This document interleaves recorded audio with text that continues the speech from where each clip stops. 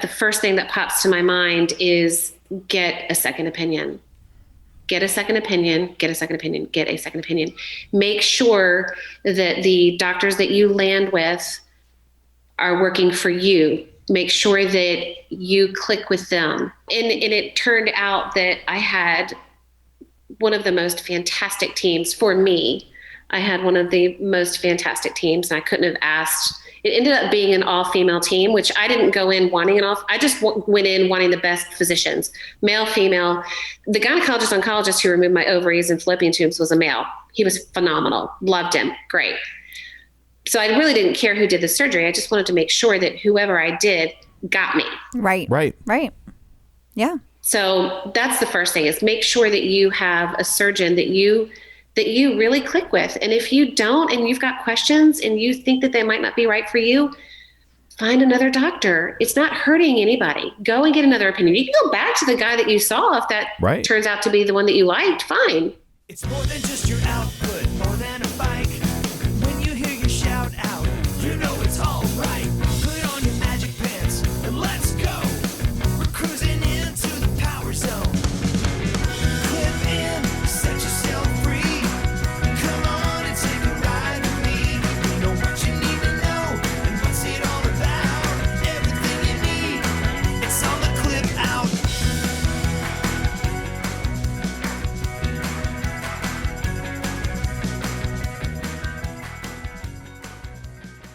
Welcome to the Clip Out Podcast, episode 190. 190. This is Crystal No, O'Keefe. 191? 191. Episode 191. Are you sure? I'm going by your notes. I don't think that's what I had on my notes. It says 191 right here. It does say that. Episode 191. This is Crystal O'Keefe. This is Tom O'Keefe. We are consummate professionals. We've just done so many. Yeah, we are. That means we're 9 weeks away from the big 200. That is true. Woo! 4 years.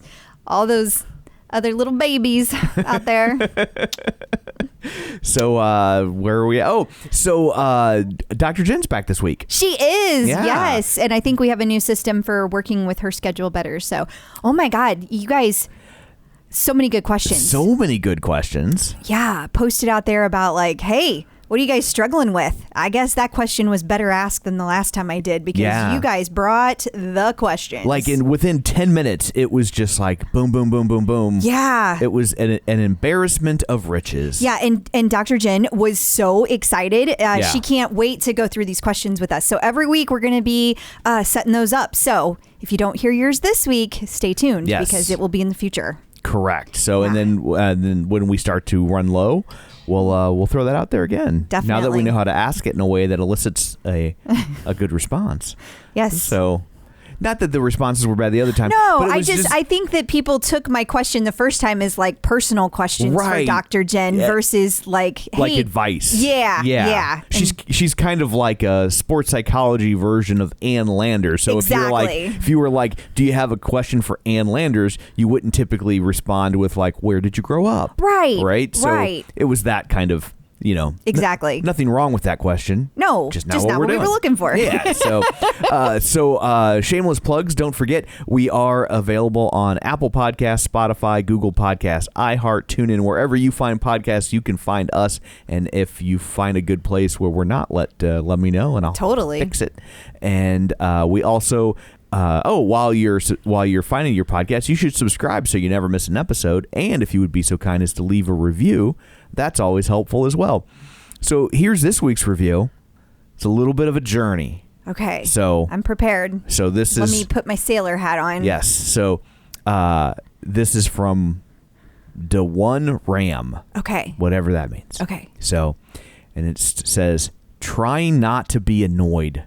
Oh. I tried to give this podcast a chance because I heard all things Peloton, but I'm 5 episodes in. I'm still annoyed. It just goes on and on and on. Because we didn't say Peloton correctly? That, and like they don't like my jokes, and they don't like your laugh, and they don't like we are just not for them. Yeah, and then it says ... update. This update is a long time coming, but I kept listening, and I freaking love you guys. I look forward to every Friday and love the update. So we will grow on you. If you let us. Like a fungus, if you let us. So that's why you... We're like the barnacles on a boat. Correct. So thank you for the nice review eventually. Hey, thanks for... not a lot of people go back and say, hey, that is mind also change. true. So, like, whether it's us or anybody else, just that's cool of you to do. Yes. Like, people don't typically do things like that. So just my hat's off to you for doing that. Especially because it's us, but also just anybody. In general, yeah. Yes, So thank you. Yeah. And if you would like to leave a review, don't feel like you have to leave a shitty review and then fix it later. You could just start with the good one. Like, that's okay too. But that helps people that are coming along after you to know that it's worth checking out. Yeah. So also we have a Facebook page, facebook.com/theclipout. While you're there, like the page, join the group. The group is where we post things like, do you got a question for Dr. Jen? So that's another incentive to be in the group. And of course, our YouTube page, youtube.com/theclipout, where you can see the interviews and the articles and the videos happening while we discuss them. So that's always nice. And we have a newsletter that I remember to send out this week. And you can sign up for that at theclipout.com. So, oh, can I add one? I guess. I am starting to get involved in the Clubhouse community, and we are going to be going live every Sunday afternoon, 4 p.m. Central. So if you have... what we're going to do is kind of like a breakdown of the episode, all the topics. So every Sunday, the episode that just came out, that's what we're going to discuss. It's like a post-show wrap-up. Yeah. So join us if you're over on Clubhouse. If you don't know what Clubhouse is, look it up. If you're interested, I'll see if I can help you get an invite. Yeah. DM me. So, and I can't do it because I don't have an iPhone. It's iPhone only. So I'll just be hovering over her shoulder, yelling things. Mm-hmm. It's kind of fun, actually. It's kind of how I roll. So anyway, there's all of that. Let's dig in, shall we? Yes. Breaking news. So joining us today from Run, Lift, and Live is John Mills. Hey, John, how's it going? How's it going? Woo! I love the energy. Yeah. It's a good day. It's a good day. Yes, it's a good day. Yes. So I guess we'll start off with a story from Business Insider about how the used Peloton market kind of threw a curveball at Peloton's plans to resell their bikes. Yeah, you noticed that? So John Foley said last year we're gonna do this certified pre-owned program, and then, a little while after he said that, he was on CNBC and he was like, well, we're going to have to delay that because... John Foley's like, we're going to take trade-ins and resell the bikes. And then the free market was like, are you though? Are you really? Yeah. Really? Well, Because people started going after the Bike Pluses or preparing for when the Bike Plus was going to come out. Right. And so then they started putting their bikes up for sale. And some people were getting like cost. Yeah. I mean, there were some people getting $1,800 for a bike. But I think this just kind of points to how incredible the demand is that even Peloton is like, oh shit, we didn't know. Right. Like, we had no idea you were going to go that crazy, guys. Right. Yeah, I mean, we're really bad about like when we have something and like selling it on Craigslist. We're really bad because we're just my God, we are the laziest. It's such the worst. Right. And so many times we're like, just take it to Goodwill or Vincent DePaul, or somebody actually can we're Vincent use DePaul it, people. But, and so but we didn't with the bike because it was so easy. It was like you're in it's like you're in the middle of typing the Craigslist ad and someone is like, I'll take it. Yeah. I was even lazier than you guys because I saw people saying, I just sold mine for $1,500. I just sold mine for $1,600. And I was like, no, they didn't. Just give me the $700 back. But it just kept going. I just sold mine for $1,800. I just sold mine for it was crazy. So did you trade yours in? Yeah, I traded in. Oh, John. I could have got double that and it would still been less than what everybody else was getting. No, but here's a question. And I know it's a little unrelated, but I feel like it's kind of related. People have talked about how long it's taken to get their $700 back. Did you get yours back right away, or was it like a long, involved process? Do they? No, I got my $700 back literally within the last 2 weeks. So it took a while. So it took a bit. Yeah, it took a bit. Okay. Yeah. Okay. And so, and I feel good about that I sold mine because the lady lives here in St. Louis, and she is a nurse, and I think she was a nurse. A physician's assistant, something like that. Yeah, she worked in a hospital. She had scrubs on. Yeah, whatever that means. Anyway, and she loves the bike, and it's great, and she's happy. And I waited until my bike was taken before before mine was delivered before she could take it, so all was well in the world. That's awesome. You know, what I noticed in this article is it mentions that even on the Peloton site, if you search on used bikes in their knowledge base, it tells you, oh yeah, you should go to eBay or one of those Facebook markets, right? Go check one of those out. Yeah. We have none here. But I think eBay. I think it's an interesting thing to notice in light of the delivery delays. It is. Because one, I think some of it's probably being driven by that people are like, well, maybe let's go buy a used one. Yeah. But also that people are, even before the delivery delays had really become a problem, people were willing to pay essentially what a new bike costs to get a used bike because they just wanted it right then. And so that says a lot about the demand for the product. It does. Right. And I just feel so bad for this Peloton delivery discussion group where they're just so upset that they haven't gotten their bikes, and they're so angry. And I get that they're angry. Like I don't fault them for that at all, but I just like what we just talked about. They need to get their bikes, man. They need to just hang on, because there's a reason that this is happening. There's a reason you can't find a used one. Right. Everyone loves them. So hang in there. Yeah. Well, I was saying to somebody the other day, it's like, if you can't get tickets to see Springsteen, you don't go, well, I guess I'll go see John Cafferty and the Beaver Brown Band instead. You don't. It's not the same. It's not the same. Yeah. That ain't the same. Although On the Dark Side is a damn good song. But it's not Thunder Road. I'm gonna start doing bunny ears every time you go down a rabbit hole. You're gonna get carpal tunnel bunny ears. That's what you're gonna get. So we've established that even with the delays, at Peloton, super popular. People are willing to pay full price for a 4-year-old bike. They don't care. So what better time to downgrade the value of their stock? Right? Okay, so is UPS usually crabby? Like, are they like, what? I don't know anything about them. We're holding you personally responsible for the decision, John.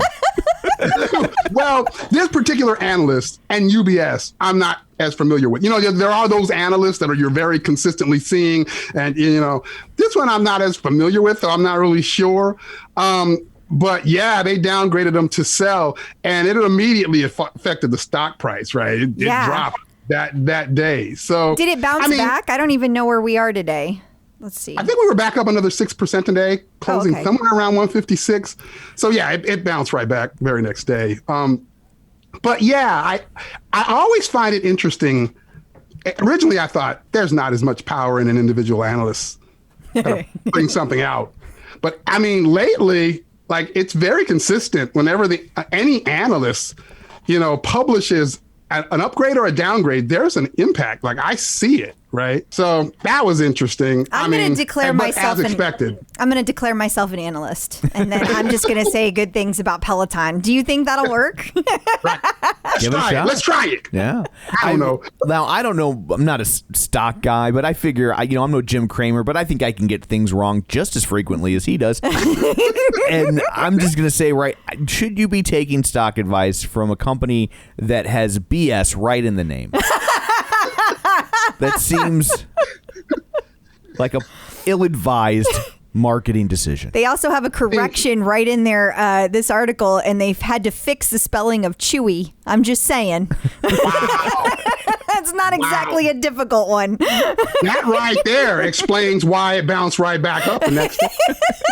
What's interesting to me is every time I see the negatives relative to the stock price, I also, in my group, we start having these discussions as to, okay, what caused it? And because there's so much angst around the delivery issues, there's always an attempt to tie the stock movement to the delivery and service issue.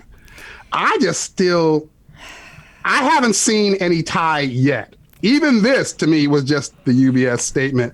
I still haven't seen any real pain that Peloton has suffered because of that. I have to agree, John. I don't think. Yeah, it's like the hot trendy club that you can't get into. You know what I mean? Like it's like there's a velvet rope and there's some. You know what I mean? And I think the scarcity is as much as I hate to say it, is making it sexier for some people. I think the only thing they're really personally, the only thing that I think they're in danger of really messing up themselves is their customer service and how they're approaching this transparency, how they're approaching communications, this delivery. Just kidding. It's not really coming tomorrow. It's going to be another two months. Texting people the morning of the scheduled delivery to say, that's painful every time I hear that. I know. I put myself in that position. Like if I I bugged my local showroom person. I remember. Like wiretapped? That's illegal. You can't do that.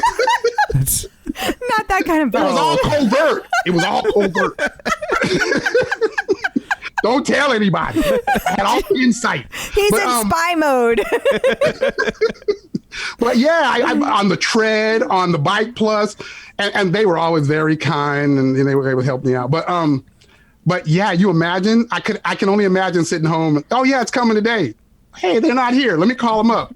What, is it 2 months from now? Like I can only imagine. I would cry. I would rage and then I would cry. Right. So I get it. And you're right. If this translates somehow into service of existing bikes, the customer service thing, then we're talking about something else. I don't know if it does. I don't tend to call much, but I have not. I've only had one negative experience with their customer service, and I think what's happening is their lower tier is less empowered than they used to be, and so they're very inconsistent. Now the big thing in the Peloton delivery discussion group is now they don't get credits for whenever they don't get their bike on time. So everybody's posting about all these credits, right? So now everybody's asking about credits, and now they're like, no more credits for anybody.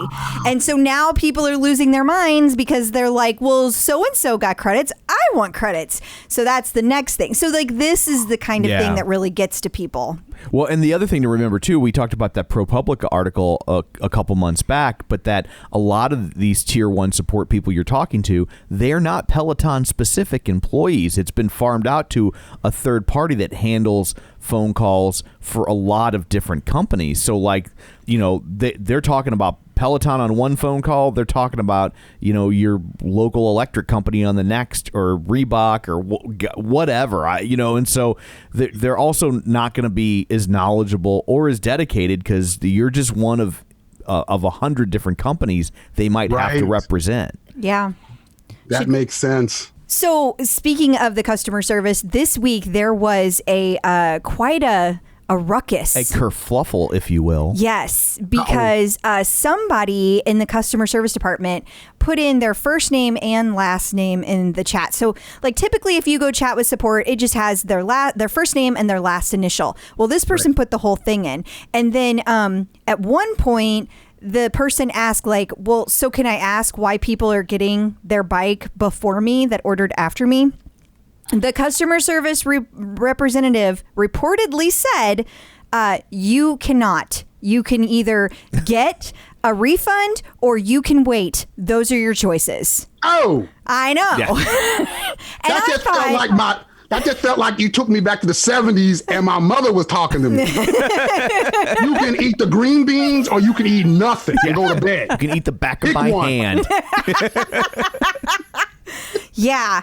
So I thought that it was not real because it had both names in it. So I kind of was like, oh, this is a bunch of BS. She put on her little Nancy Drew investigator hat. I did. And went to work. I was like, excuse me, customer support over at Peloton. And they were like, hello. And I was like, yeah, so I have some questions. Here's what's going on. And I relayed everything and I sent them the screenshots of all of this. And they were like, yes, we do recognize this name. And I'm very sorry that this happened. And we cannot say whether, this is actually real, but it doesn't necessarily look fake. And so I kind of came to the conclusion that it was real. Yeah. And I apologized to the dude because I was like, well. First, because it didn't fit the formatting for the name that you normally see. She was like, I don't think that this is real. But they can type it in, so I didn't know that. Oh, wow. So, yeah. And I hear that guy doesn't work there anymore. That's what I heard. Yeah. Whoops. But that's a pretty douchey take to have with a customer. Yeah. And I get they're getting peppered, but like, oof. Like, you gotta... Ouch. Yeah. And the lady I had was super nice. Yeah. Well, yeah, she was afraid you're going to get fired. I've been a lot nicer to you ever since it happened to you. So then you found another article this week asking, is Peloton just a commodity product, which like orange juice? What does that mean? I don't even know what that means. What are they even asking? What is that? They're using referencing commodity in this space to mean, is it just something that you can get anywhere? Like meaning any other company in this space, they're offering the exact same thing. Oh! That's how they reference that. That's how they use that when in the space. So yeah, they're basically asking, what does it matter if you can't you go to Nordic Track? It's the same bike. It has a cadence and it has resistance and they play music. I mean, right? No. Right. That's the point of the article. And then they go in to talk to whether or not it is or isn't. They start to compare some things. What differentiates Peloton? And they come to the conclusion in here, the differentiation primarily is that they're aligned to kind of luxury status, luxury brand. People are saying, I got to have that because that's what I see the celebrities and everyone else having. And that's what I hear from my friends. And that's what I see when I go to the mall and I see an Apple store or a Tesla dealership, then I see a Peloton shop. So that luxury status, they're saying, kind of aligns to it. And then they're saying economies of scale because they have so many subscribers and then they've got so many members, allows them to create capabilities and functionality that maybe the other competitors don't quite have. But it's interesting to me that they primarily focused on the luxury brand piece. They're basically saying, yeah, they are pretty much all the same, other than that. Which I find fascinating that people still talk about Peloton like it's a luxury item. It's not. I mean, like, look, there are certainly people that can't afford it, and I don't mean to talk down to them, but when you can, but especially when you're talking about it in relation to other bikes, its price is comparable to unless you buy just a really low end bike. Their price is on par with what all of these bikes are charging. That's what kills me. So I don't get why the perception is that it's quote unquote expensive when it's comparable to everything else that's on the market. And shouldn't they get to charge a premium when they were the first ones to bring it to market? It was their freaking idea. Like, let's not forget that. Like, they created an entire space. Well, and I feel like asking if it's a commodity, it's like, okay, well, is Nike a commodity? Because you can get the same thing in Keds. Get a shoe. Right, from Adidas. Yeah, or a Hush Puppy. His news article is a commodity item, is what it is. A Buster Brown, like, it's going to be the same. It's going to cover your foot. That's true. So, or is NBC a commodity because but they have TV shows just like CBS does? Like, I mean, I just, like, they kind of position Peloton as, yeah, we know you were the first mover. But because people saw that, you got all these competitors doing the same thing, and some of them are really successful as well. So aren't you just a commodity? What differentiates you? Like, that's basically what the article. When I see Echelon and Nordic Track and all these other competitors, when I see them have their instructors on Good Morning America, and I see them having have an entire stock market like thing like Peloton did when they were put on the NASDAQ, then we'll talk.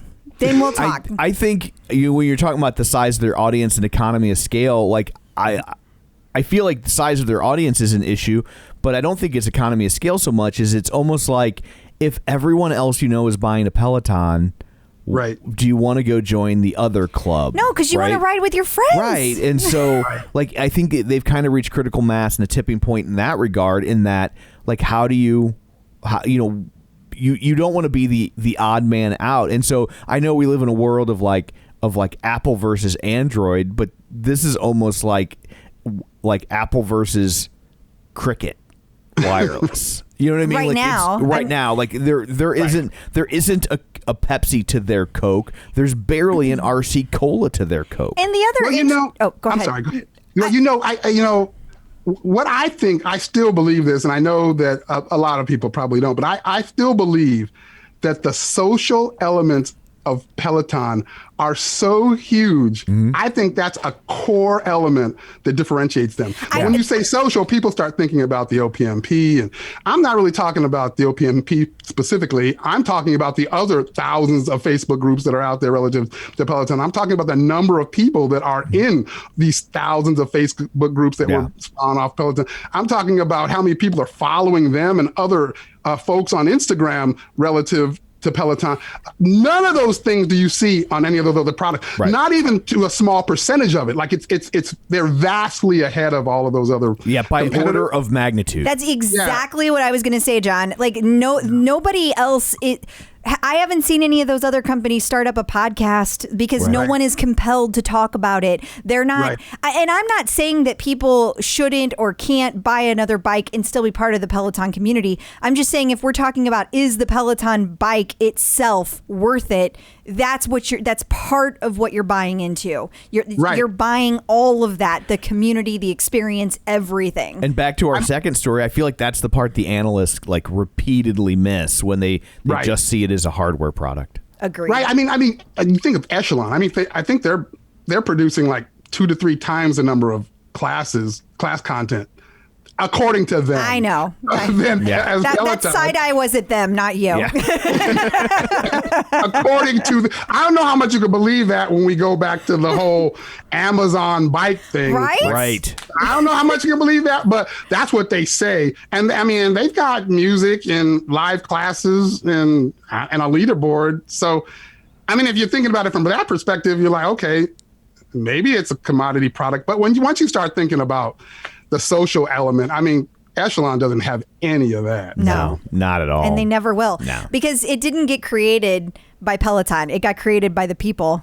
And, and it happened organically. You can't reproduce that shit. Yeah. That's right. And then finally, before we let you go, there was interesting movement from Universal Music Group this week. Yeah, you see that? Yeah, because you posted it. The deal with Equinox.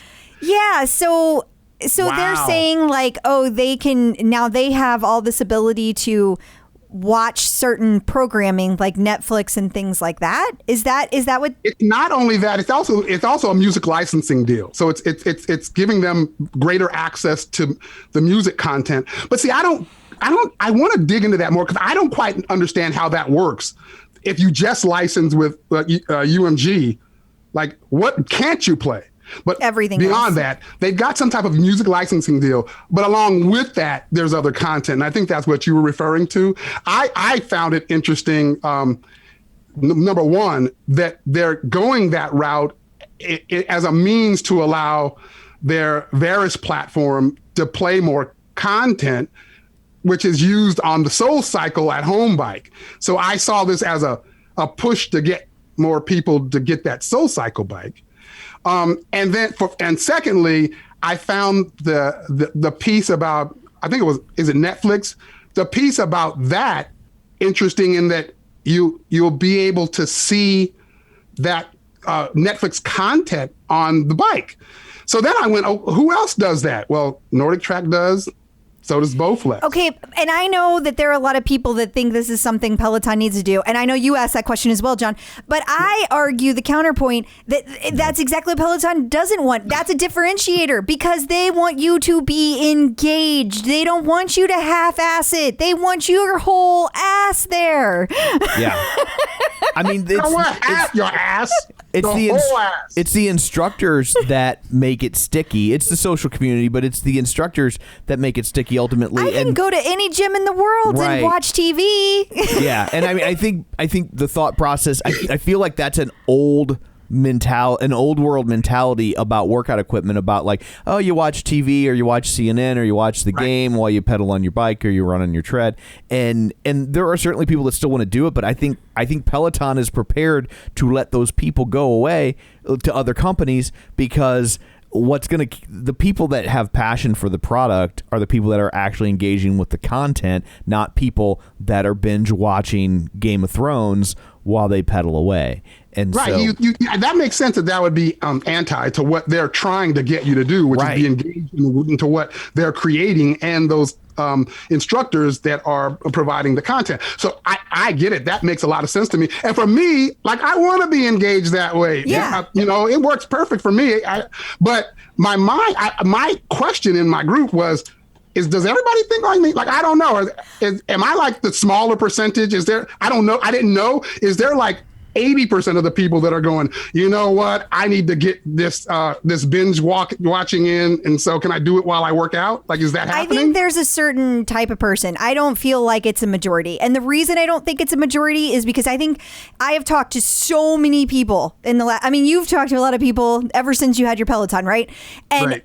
I worked out before I got the Peloton, but you know what? Right. I never stuck with it. And the whole reason... We had an elliptical in front of a flat screen so you could watch TV while you did it, and I you didn't do it because I want to be trained. I want to have somebody tell me, do a sprint for this long, do whatever interval. And I need that. So that's what makes me come back. My prediction, if Peloton were to allow people to access Netflix and Hulu and things like that on the bike, their churn rate would go up. Really? Yeah, because I think what would happen is a certain number of people would be like, well, I'll do a free run or a free ride or whatever you guys call it, and and knock out these last two episodes of I don't know, Stranger Things, right? And then, oh, well, now it wants me to roll into this other thing. I'll watch that next time. Okay, well, I'll just watch Stranger Things when I'm on the bike, and then the next thing you know, it's two other shows, and now they're not engaged with Peloton itself, sense. and then they fall off the wagon because they're not getting engaged with an Ally Love or a Robin Arzon or what have you, and in that they fall into old habits. And now it's like, well, I need to watch Stranger Things, but I can do it on TV in front of the couch or on the couch. Well, and I'll give you another example. Whenever I was doing my marathon on the tread, I did that entire day because I'm a turtle, and I did that entire day doing classes. I didn't like just go and do a just run. And you know what? It kept me engaged because I was listening to the instructors. You would have finished if you'd been watching TV. I don't either. And I was getting high fives from my friends, and that literally cheered me on. And whenever the last two classes I did was like when Robin does the New York City Marathon reimagining, like it's a virtual recreation. Yes. Of it. Okay, yeah. That was my second to last run, and that shit was powerful. Like, and I was dying, and like she was, I felt like I was there with her. I don't get that from a TV show. No. I don't get that from a TV show. That's interesting. I mean, the concept of Peloton would not want this because it would pull people from engaging in their content, which might, like you said, Tom, create greater churn because they wouldn't see the same value. Maybe they fall off. I hadn't even thought of that. Yeah. I was just thinking there's probably multiple types of people, and somebody wants it and somebody doesn't, and not thinking from a Peloton perspective. Yeah, I think they'd rather give up the person that wants it for fear of losing the person that gets sucked into it. Yeah. I think that's a bigger long-term if I was them, that would be my bigger long-term concern rather than losing a couple people that like, no, I gotta be able to watch Netflix. If that's that important to you, then you can hang a flat screen in front of it. They're not that expensive. If you can afford a Peloton, you can probably afford a 32-inch TV to hang in front of it these days. That's right. So, well, thank you so much for joining us. Before we let you go, remind everybody where they can find you. Well, they can find me in my Facebook group or page, Run, Lift, and Live. They can find me on Instagram, Run, Lift, and Live, or at runliftandlive.com. An interesting article from Your Tango, is Peloton the future of online dating? Now, I'm a little confused because it's a good-looking bike. I don't think I'd want to have sex with one. So, where are we going? That's not really what they were going for. It was like to find somebody that you would want to date. Well, that makes more sense because that would chafe. Yeah. It would, and also, I should really put this out there so people are aware. I'm pretty sure it voids your warranty.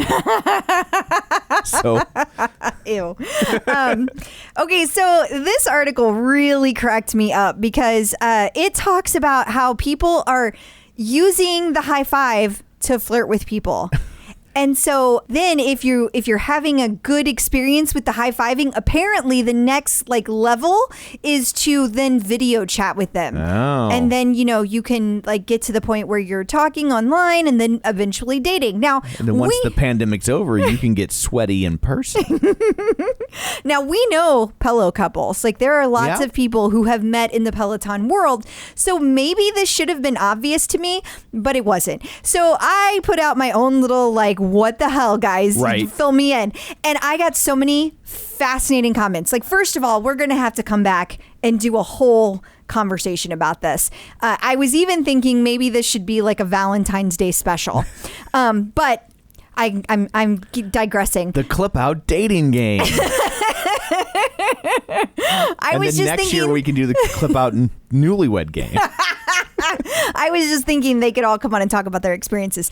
But there were some very interesting things. Apparently, people changed their locations to flirt with people too. So like one person was telling me about an unwelcome advance where a man changed his leaderboard location to say, looking good today, and her leaderboard name. Oh, I thought it was like my location in your pants. Oh, well, she did not care for that advance. It creeped her out, which I can't say that I really blame her. No, I don't either. And that's the thing. Like, if you go around high-fiving people like crazy, now you look like a weirdo. Yeah, so then this other guy was telling me that he high-fives all the cute chicks. And I was like, what exactly does that mean? He was like, well, if they high-five more than once, then like we're flirting. And I was like, I high-five my friends more than once in a ride all the time. But I guess you already know them. I guess, but like I high five people, like if people are above me or below me on the leaderboard and I don't have it filtered, I just high five at random. Like I'm just like, hey, support for you, support all around. Like there's no discrimination. And so I did check with the Fred, and I did in fact high five him multiple times. And I let him know I was not flirting. And I said, I have high fived your wife multiple times and I was not flirting with her either. It has never occurred to me to use the high five button to flirt. So, which is good because you've not high fived me one time. You're not on the bike. Oh, well, there's that if you're going to get technical. Also, the instructors are on the bike sometimes high fiving us, like when they're not on rides and they see people on. Okay, so well, they're not flirting with us. Spoiler alert. No instructor is flirting with you. Exactly. If you've been high-fived by Robin and you're like, is Robin flirting with me? Let me make it very clear. No, she is not. I also found it interesting that after talking about this article, several women were kind of creeped out by the whole thing now. Like, they're like, I may never high five again. And I was like, don't do that, because I don't think everyone's seeing it as a flirt. Like, I think there's a percentage of people, which I want to talk to them all. Totally. But I don't think it's everybody. Now, if you'll hearken back all the way to when John Foley first announced the high five on stage with us, I remember. Right? I was there. And I know, because it was us. We're a thing. We flirt without a Peloton in between us. And I said at the time, are you going to create a feature for if somebody passes you? You did. You can give them the finger. You did. And so now I'm like, I think you need that feature more than ever. So if somebody high fives you too many times, you can flip them off. Yeah. So now you can flip them off whether they're passing you or throwing a pass at you. Yeah. Like either way, if it's an unwelcome advance, either on your left or they have flirted, flip them off. Give them the bird. Yeah. So, I don't know. I don't know. John Foley seemed to think there would be additional gestures in the future, but he did not commit to any specific ones. So who knows? You never know. But watch this space. We will be the first to tell you. And I still think we need to follow up on this dating thing. I'm fascinated. Should I be worried? No. Okay. I'm fascinated what they do. You're awful interested in dating all of a sudden. Because it's crazy to me that a picture this big is getting people to flirt. I'm like, well, you guys need... I think the pandemic has some people really sequestered. That is true. So you want to talk a little bit about the stacking feature and what counts in the new stacking challenge? Yeah, I think we talked about the stacking feature in general last week, that it was new, and I put a tutorial out in case anyone has questions about it.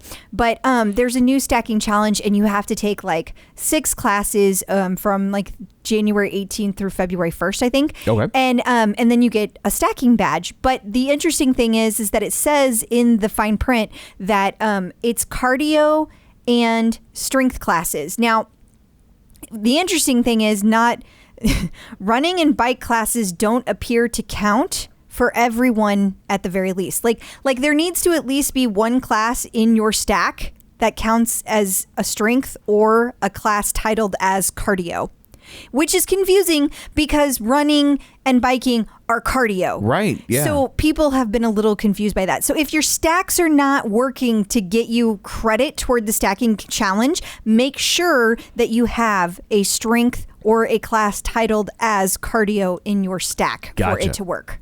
An important clarification. Getting the psychological edge with Dr. Jen. So back again via the magic of ZoomTube is Dr. Jen Mann, licensed marriage, family, and child therapist and sports psychology consultant. You may know her from VH1's Couples Therapy with Dr. Jen or VH1's Family Therapy with Dr. Jen, her long-running radio show, The Dr. Jen Show. She's written 4 best-selling books, including The Relationship Fix, Dr. Jen's 6-step guide to improving communication, connection, and intimacy. Dr. Jen, hi. Hey. Hi. Thanks for having me. Thanks for coming back. Yeah. We greatly appreciate it. So we put out into the clip out verse. That's what I'm calling it. Okay. Yes. Yeah. Asking people if they had any questions for you. And man, did they come through. Yeah. So Love that. So we love it too because it makes our job easier.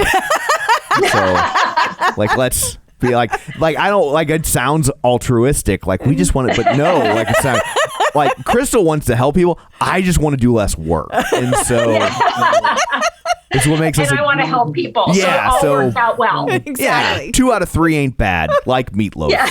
And it stands to reason I'm the one who's built like meatloaf. Okay. So this one is from Sally Hilger. I hope I'm saying that right. I always thought it was Hilger. But Hilger. Okay. One of us. Sally. One of us got it right. Sally. Yeah. I struggle with all or nothing thinking. I get anxious before a planned hard workout and psych myself out. I don't want to do it unless I feel perfectly rested, which is almost never. I'm always concerned that I won't be able to give my all in a workout and bonk, and so I end up procrastinating, taking too many rest days each week, which does not help my performance anyway. It just that kind of a cycle. So turn that into a question and answer it. I think a lot of people will relate to this question because I think that all or nothing thinking is one of our biggest enemies. And I think that I don't know if it's just sort of the Peloton crowd that I follow in particular, because there are a lot of tribes within Peloton, but most of the people who I encounter who are like really into Peloton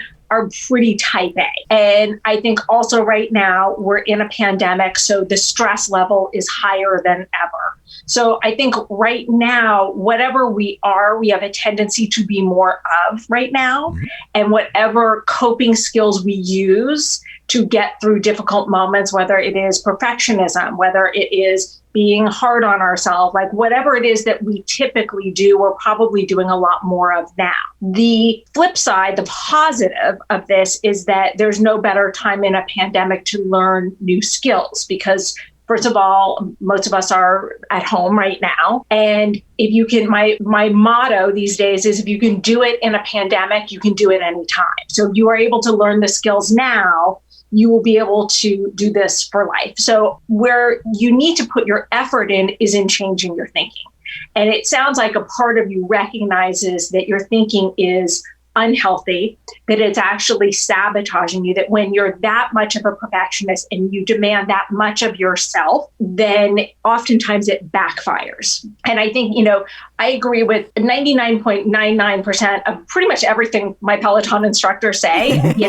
There is one thing that they say repeatedly that I don't agree with that pertains to this. And that is how you do something is how you do everything. And I don't agree with that. And I think that there are times where you should not do it 150%. And I think, you know what? I don't need to sweep my floors in a pandemic with giving it 110%. Sometimes I need to do a workout where I'm giving 50% instead of 100% because that's good self-care. And I think that it's really important to focus on changing the all or nothing thinking and to, first of all, recognize it's backfiring.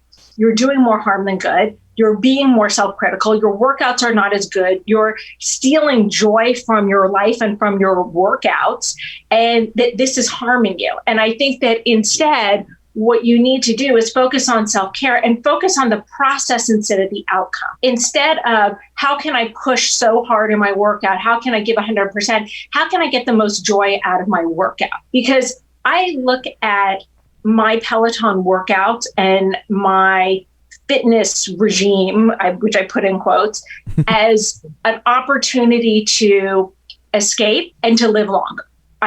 Anytime I get on my bike or my tread or I'm doing something, I think, I hope that this helps me live longer so that I can spend more years with my daughters.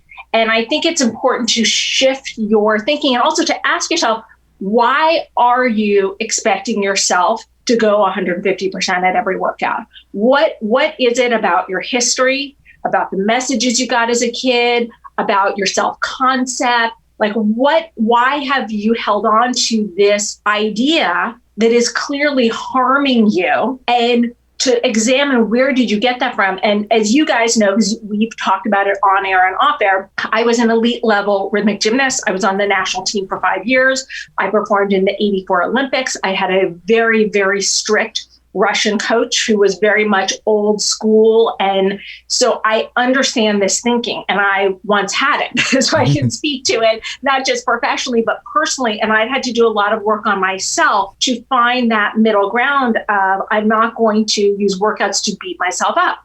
I'm going to use workouts to enhance my life, to live longer, to get more joy, to get some endorphins, to do positive things. And when you're using them just to beat yourself up, or you're so focused on the leaderboard and I have to get these numbers and this, it hurts you. And this is a time in our lives where we need to be working on not hurting ourselves, where we need to be working on being kind to ourselves and on doing things that help us feel good. It's like I said to you guys before we came on the air, I can't wait to talk rainbows and unicorns and Peloton. We need to really stick to the things that bring us joy. And I think that this person needs to really examine where the thinking came from, commit to changing it, and to really make the focus right now, changing her emotional state and her unhealthy thinking patterns over the numbers that she's getting and how hard she pushes herself on the workout. Because also the other thing is, if you keep up doing this, you're going to burn yourself out and you're going to injure yourself. And what is important is that you are exercising for life and you're exercising consistently, and that you're doing things that in your workouts are going to inspire you and make you want to do it forever. Very awesome. good. Yeah. Wow. That was. And check. Right. And I will also say with the all or nothing thinking, because I mean, obviously I don't apply it to exercise. Well, I guess I do. I just don't have the all part. You do nothing. Yeah. But I do that with other things, and I found that in those other things, when I do push myself through to do it, even if I'm like half-assing it, once I start, I'm typically doing it better than I thought I was going to. Yeah. And look, and that's why I'm always pushing you in particular to do like a 5-minute workout, because I do think that there's an all or nothing. I mean, obviously, as we've talked about on this show, your resistance to working out is very complex and has a lot of family history in it, but it is that all or nothing of either I do an hour workout or I do nothing. And I think it's very important to start to integrate 5 minutes here, like just one 5-minute workout once a week. I consider that to be a major coup for you, because it would be about breaking the all or nothing thinking and the mental barrier and not being beholden to your parents' thinking and pressures from when you were a kid. Well, thank you very much for joining us. Until next time, where can people find you? They can find me on social media at Dr. Jen Mann, 2 N's on Jen, 2 N's on Mann. I'm on Instagram, Twitter, Facebook, Snapchat, TikTok, the works. I post most on Instagram, and I post all of my Peloton workouts on my Insta stories. We have been getting tons of great feedback about Logan Active Clean. We really have. I so far, everyone I've talked to loves this product as much as I do. Loves this set of products, I should say. Yes. My favorite product is the Yoga Mat Cleaner. And you can use the Yoga Mat Cleaner on any kind of surface. You can use it on your tread. You can use it on your bike. You can use it on the screen. You can use it on... You can use it on your car. Yeah. The car dash, and you're like, oh, I don't want to get the screen wet. Don't gotta worry. It's amazing. So you can also get they have two other products that they sell. There's an Energizing Air Mist, which I love the smell of. Yeah. And it's great if you're, maybe your gym is a little small and might get a little funky depending on how many people are in there. Or maybe you're gassy. Yeah, you never know. You never know. And so it's great to do before or after your workout to enjoy, to kind of clean your space. And all of these items, by the way, are all natural. There's no like components in them that have chemicals. Right. They're alcohol free, completely organic. They're cruelty free, non-toxic. Yeah. And technically you could drink it, though we do not recommend that you do. It's also an ice cream topping. No, it's not an ice cream. I mean, again, it ain't gonna hurt you, but it probably won't taste that good. Yeah, don't do that. Yeah. But also there's a hand sanitizer that you can get, and it's the same that is like an alcohol based, but there's no alcohol in it, so it doesn't screw up your hands, rip them up after you've used it. And again, all of these products smell amazing. They're also made in the United States, which I love. And you need to check out their towels, because the microfiber towels are soft and absorbent, and I love them. Especially the larger one to use on the tread is my favorite place to use it. So all kinds of different items. And if you are interested in checking it out, you can go to www.loganactiveclean.com. You can check them out on social at Logan Active Clean. And if you would like to get an order, you can use our special code for a limited time, CLIPOUT10, and you will get 10% off of your order. And you get free shipping if you spend over $59 in the lower 48. Also, I have had some people reach out to me and tell me the shipping was like weird, or it was like super high.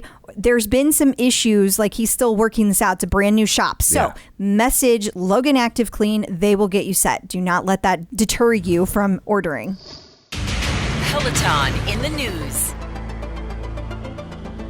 So the New York Times had an article last Sunday about the delivery delay. So the delivery delay, we won't rehash the whole delivery day. We've talked that to death, but just thought it was worth noting that like the delivery delays have gotten to the point that it's bubbling outside of just the world of Peloton and becoming actual news for things like the New York Times. I agree. I think it's kind of fascinating. I do want to add one other thing that I heard today from Paul Bradley. So he sent me a note about this. So we know that one of the things Peloton is doing is they are air freighting things in to get things quicker. And that ain't cheap. It's not.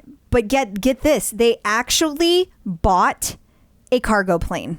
Peloton bought a cargo plane to assist with this. So like they are taking it very seriously. I know that there are a lot of people that feel like they aren't doing enough. And I understand that when you are waiting for your bike or your tread, it certainly feels that way. But I just want you to know that not a lot of companies would do that. Right. They'd just be like, well, what you going to do? So they are trying to do something. And we should also mention about this New York Times article. I can't share it because I'm out of free articles, so it's not showing up on the screen.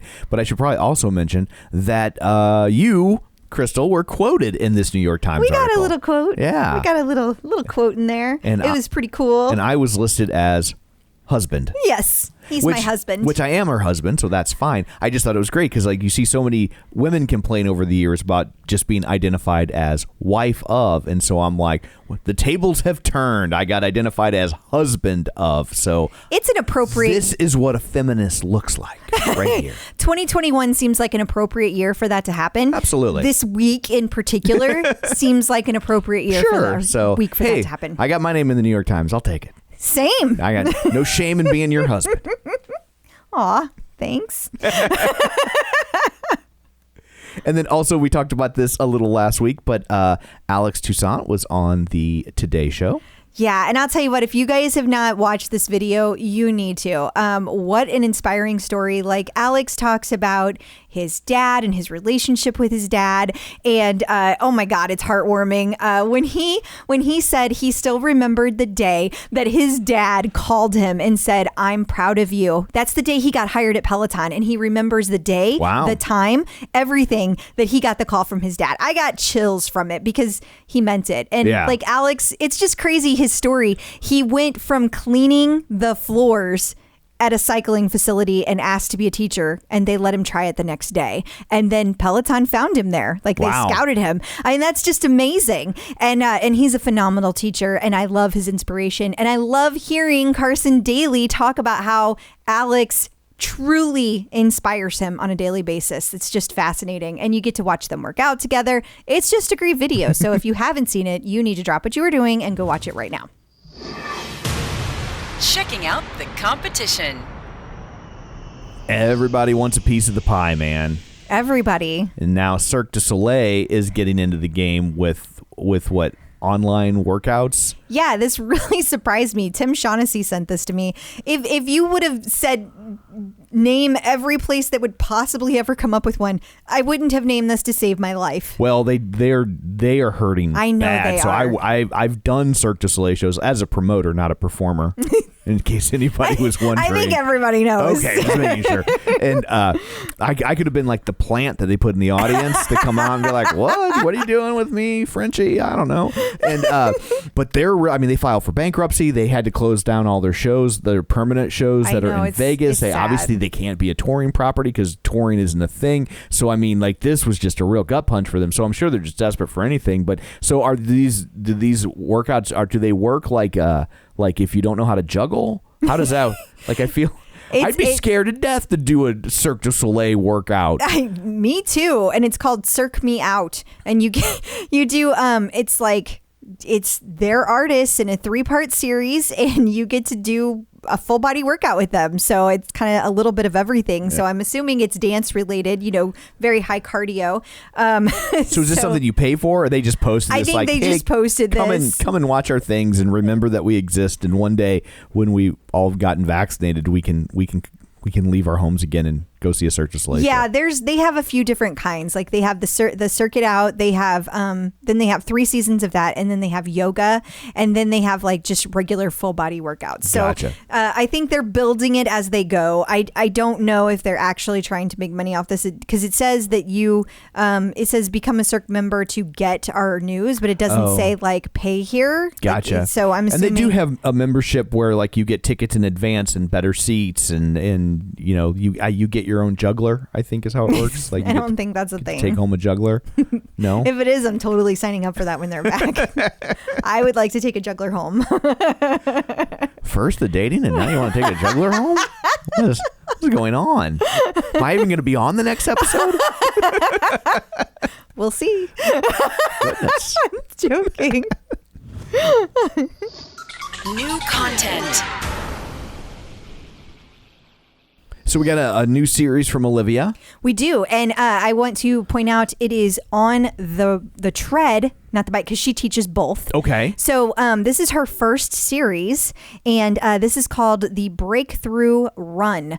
And it focuses on endurance. So I decided to take one today because I wanted to check it out. Okay. And it's tough. Not like this is going to kick your ass to the point where you are just dead at the end of it. It's 30 minutes. She breaks it down into 6 different blocks.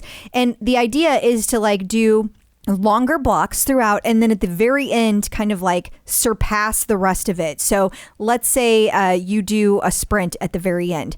I really liked the way it was laid out. It felt very fast. The music was good, and I really enjoyed that. I felt like I still had enough energy left at the end to do a 30-second sprint. And so I thought it was a really good way to lay out the class, and I enjoyed it very much. Awesome. Yeah. Peloton birthdays. And finally, we have a birthday this week. It will actually be on the day this episode drops. Well, then everybody send happy birthday wishes on Friday to Ben Alldis. So if you're listening to this on Saturday, he's very upset. Yes. That you didn't wish him He told us to send you a nasty note. Yes. He's not happy with you at all. Not like that at all. But happy birthday to Ben Alldis, and I'm sure we'll have more coming soon. Yeah. Checking in with the Peloton community. So joining us today via the magic of Zoom Tube is Leslie Crabtree. Hey, Leslie, how's it going? Hi, good. How are you guys? Good. Good. Okay, I have to find out. I have to see if we have to correct you. Is it Leslie or Leslie? Well, so I say Leslie. Okay. But my husband calls me Leslie. Okay. So it really, I answer to both. Okay. And it really doesn't matter to me. All right. Which one did I say? I don't even remember. I think you said Leslie. Did I say it right or wrong?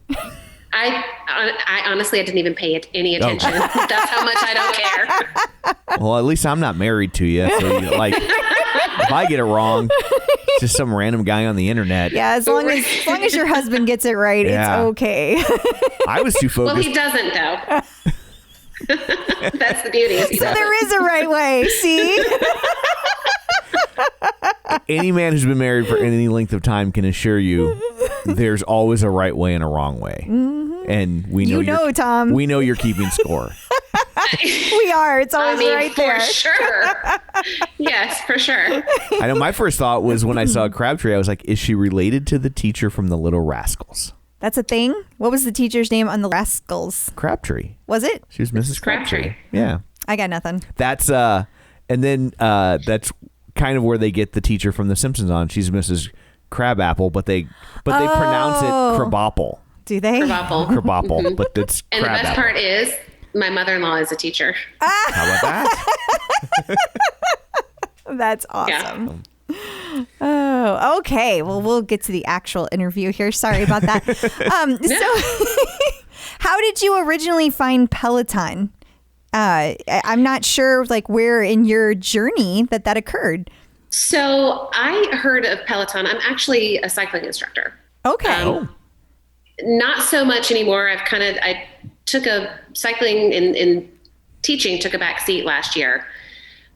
So I haven't taught in over a year, but being in that world, I had heard of, all the different kinds of bikes out there and have ridden a bunch of different bikes and heard of Peloton back in the day. I had taken some SoulCycle classes. Mm-hmm. And so when I knew some people at SoulCycle that left SoulCycle and started on the Peloton bandwagon, if you will. And so when it was starting, before they were, or after they were out of their basement, because I guess it started in a basement. It was after that when it was becoming more of a mainstream thing and people were buying the bikes.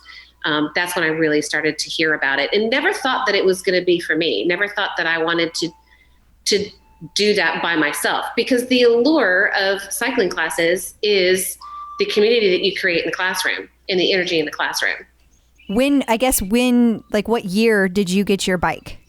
I actually got it just this year in March. Okay. I got it in March.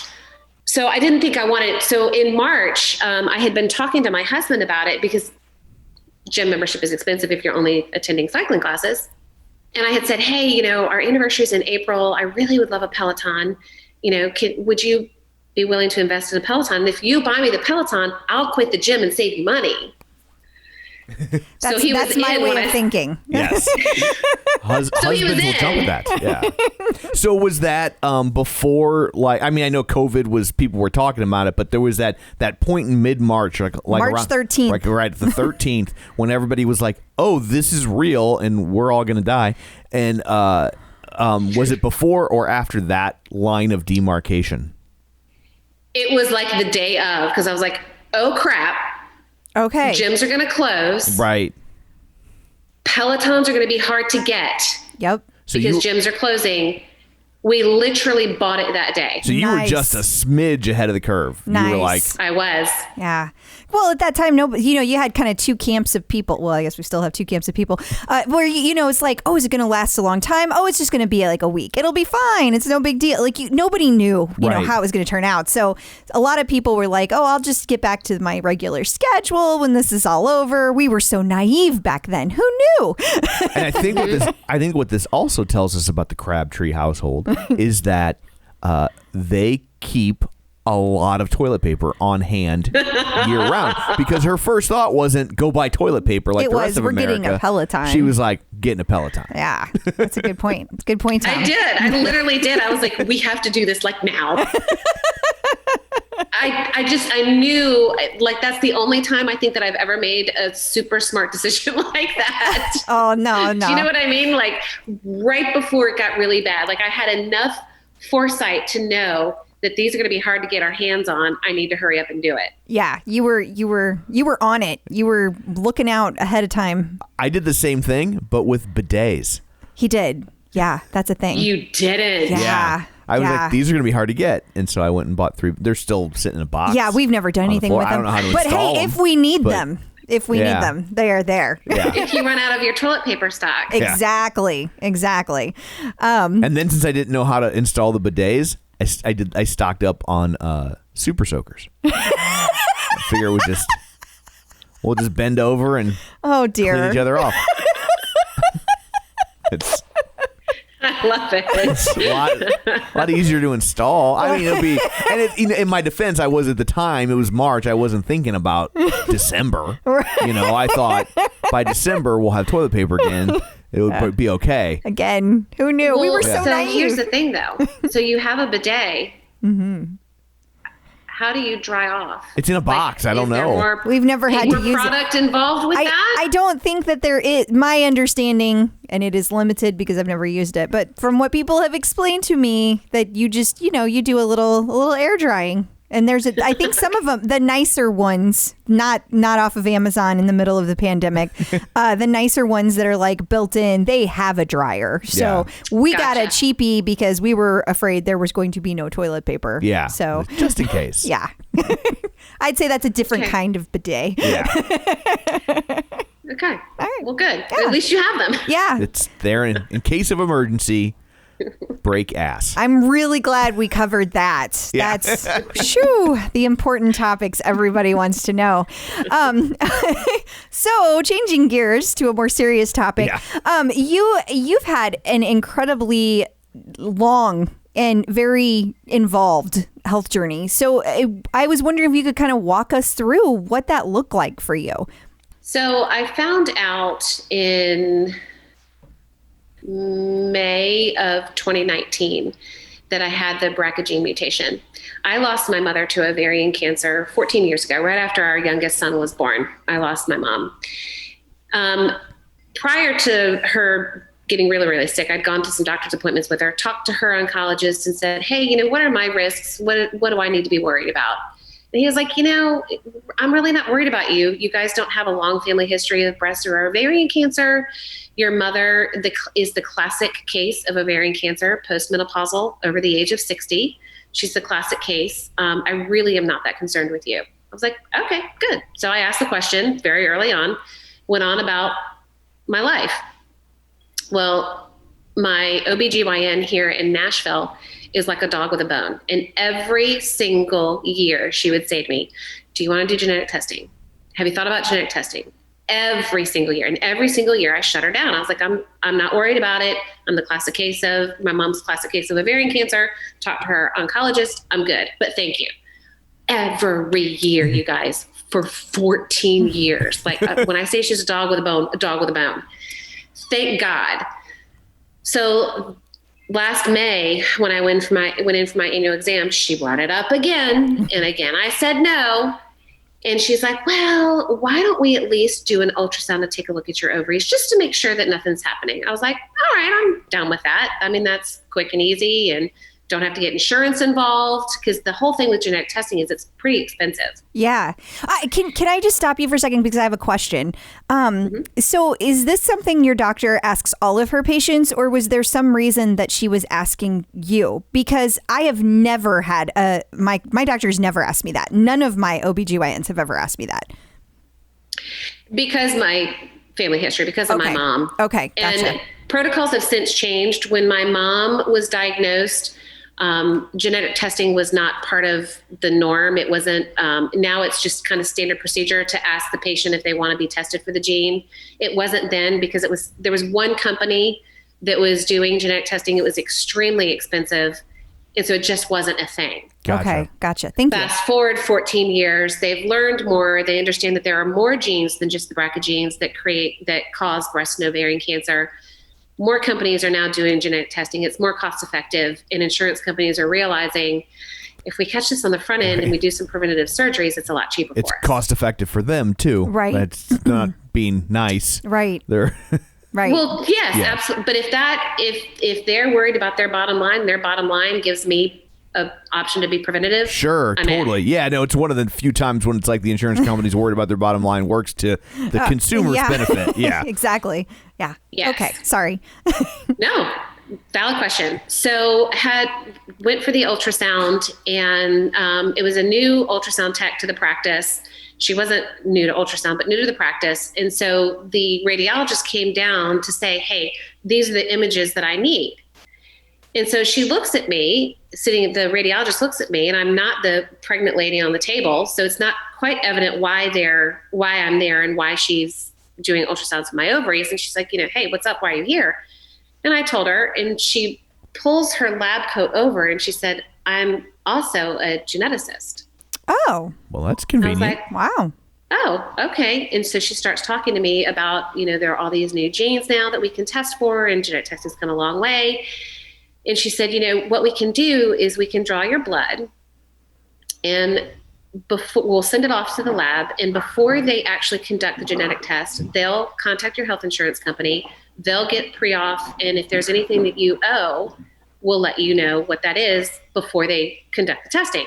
Okay. Well, if you've ever tried calling to get authorization on any sort of procedure, it's not a fun, enough to make you never want to do it again. Absolutely. Yeah, it's like beating your head up against a wall over and over and over again. Yeah, totally.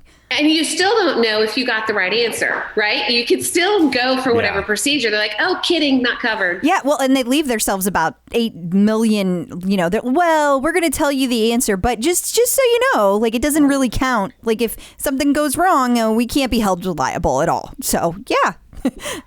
Good luck. So that was really honestly the main reason I didn't do it, because I knew it was expensive and I didn't really feel like going through the hassle with my insurance company. Well, they removed that obstacle for me. So I was like, all right, it's a blood draw.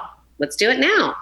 So they drew my blood. They sent it off. I wasn't even concerned. The whole time I'm thinking, I can finally shut up my OBGYN. She will finally stop. I was such a jerk. I was so arrogant.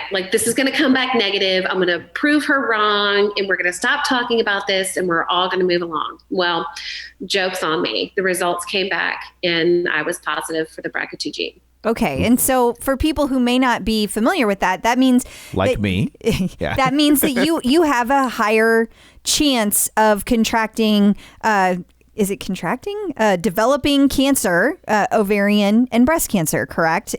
Correct. And so what did they tell you that your percentage was? Are we saying a 20%? Are we saying a 40%? I had an 85% chance of getting breast cancer, of developing breast cancer. Yikes. Whoa. And the older you get, the higher that risk goes up because the type of cancer that I would be at risk for. So everyone has a BRCA gene. Real quick lesson. Everyone has a BRCA gene, men and women. BR for breast, CA for cancer. So BRCA, breast cancer. Okay. If you have in men or women, if you have a mutation in your gene, then it puts you at risk for certain types of cancer. It's not just breast and ovarian. Those are the most prevalent, but I'm also at an increased risk for melanoma, as well as pancreatic cancer. Oh, yeah. Those risks are really, really low for me because we don't have a deep family history. We don't have any pancreatic cancer, so they're really low. I have a brother, if he were to have the gene, and there's a 50-50 chance that he would have the gene, he would also be at increased risk for prostate cancer. So his would be prostate, pancreatic, and melanoma. Okay. So those would be his risks. Okay. So when you have a deletion in the gene, it doesn't function the way that it's supposed to. And technically that gene is supposed to prevent you from getting breast cancers or those types of cancers. But since I have a deletion, it leaves me open to those. So my lifetime risk my lifetime risk for breast cancer is 85%. And my particular kind of breast cancer that I would be at most risk for is estrogen fed. Well, what do your ovaries produce? Estrogen. So the longer I'm exposed to estrogen, the higher my risk for cancer, right? So it's like the longer you're exposed to secondhand smoke, the more likely you are to develop lung cancer. Well, same for estrogen. The longer I'm exposed, the more my risk goes up, which is why the longer I keep my ovaries and the older I get, that's why my risk goes up. Okay. Gotcha. Does that make sense? Yeah. Yep. So my lifetime risk for breast cancer was 85%, and my lifetime risk for ovarian cancer was like 22%. So not that high, not really that concerned. I mean, it's high. The general population risk for ovarian cancer is like 1%. Okay. So when you compare me to general population, it's, you know, it's enough to wake you up. The general population risk for breast cancer is 7%. So that got my attention. Yeah. And so I started talking to physicians. Okay. So then what are next steps? It sounds like, I mean, I guess it's wait it out or do something. So what's the do something?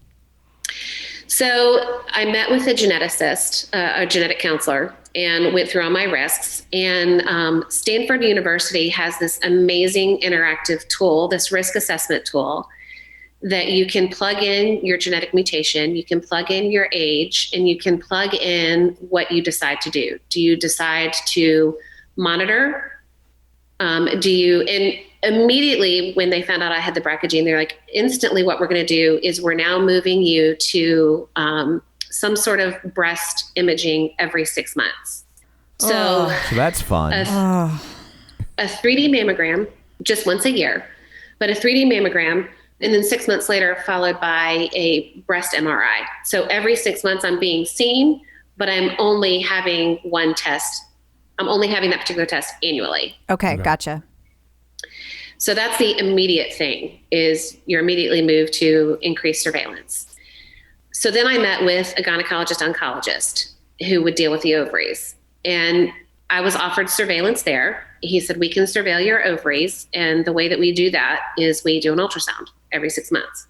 And he said, we also do blood work. We do something called a CA-125, which anyone who's had ovarian cancer or is familiar with it knows that that is a tumor marker for ovarian cancer. Okay. He said, and we do that every 6 months. I think it was, I don't know if that was every 6 months, but whatever the frequency of it was, it was surveillance. He said, but I'm going to tell you, and you know this because you watched your mom die of ovarian cancer, I'm going to tell you that I can bring you in today and do an ultrasound and your ovaries are clean, and you can come back in 6 months and you can have stage 3 ovarian cancer. That quickly? Mm-hmm. Wow. It's a very quiet cancer, and its symptoms mimic GI upset. So, bloating. Right. Sure. So you're just going to chalk it up. Upset most stomach. likely you're going to chalk it up to something else, not your ovaries. Right. Yeah. So he said, and I have plenty of women that surveil. He said, I have plenty of women that do that. He said, but I'm going to be real honest with you and tell you that it makes me really nervous. And I said, well, I have seen the Death by Ovarian Cancer movie and I don't like it. And I'm not interested in doing that. He said, well, then let's take your ovaries out. So he removed my ovaries and fallopian tubes, and he made no bones about it. I said, well, when should I do it? He's like, this year. I want them out. I want them out in the year. They really probably should have been out around 45. I'm 47. So he's like, they need to come out. So that was the first step. But that also did two things. It took my risk for ovarian cancer down because I no longer have ovaries and fallopian tubes, but it also reduced the amount of estrogen in my body, which also reduced my risk for breast cancer. Okay. And I have a follow-up question real quick, not to be flip, but you said it takes your risk for ovarian cancer down. I mean, Wouldn't it be zero? Would it be zero, or is there some sort of weird fluke thing? Yeah. Yeah. So as it turns out, the lining of your abdomen is made of similar tissue to your ovaries. So you can develop primary peritoneal cancer. What? Yeah.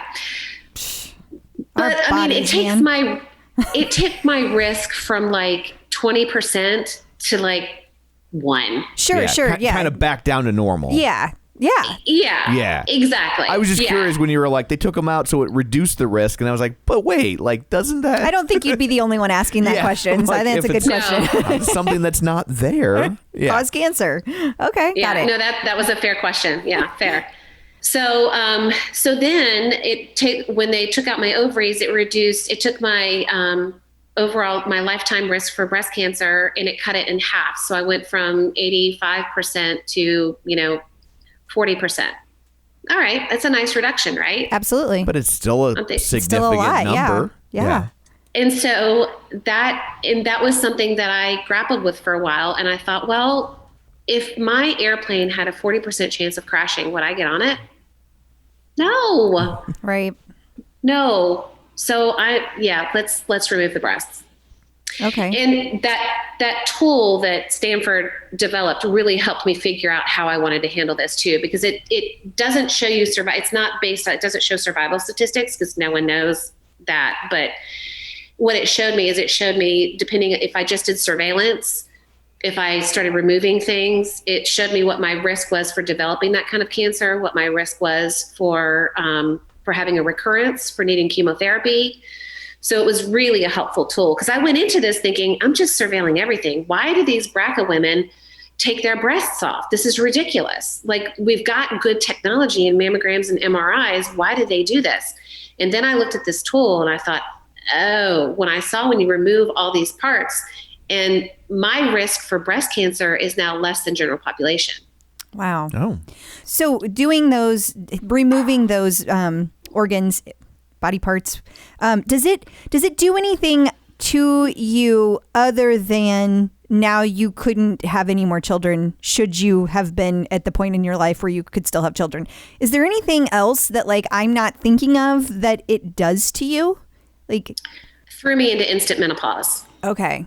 So then a big hormone change at that point. Yes. Okay. Basically fell off a cliff. Yikes. Yeah. So it throws you into instant menopause. I mean, listen, I was knocking on menopause's door anyway, right? I mean, I was 47 years old. Who knows when I would have gone through menopause? We don't know. But I was at least in perimenopause, which is, the first step to menopause.